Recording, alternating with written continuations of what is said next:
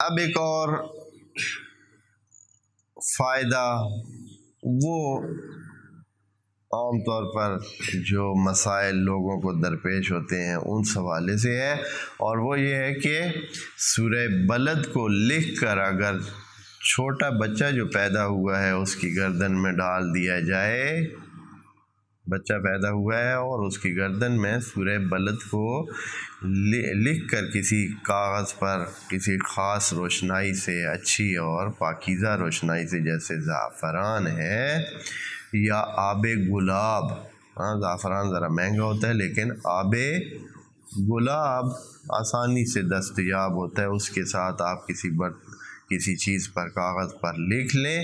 اور اس کا ایک طویل سا بنا کر چھوٹے بچے کی گردن میں ڈال دیں، تو بچوں کی جو خاص قسم کی بیماریاں ہوتی ہیں وہ بچہ ان بیماریوں سے محفوظ ہو جائے گا، اور بإذن اللہ وہ کسی قسم کی بیماری اگر یا تو آئے گی نہیں آئے گی تو وہ اس سے شفا یاب ہو جائے گا، اور بھی جتنے بیماریاں ہیں اس سے بھی بچ جائے گا۔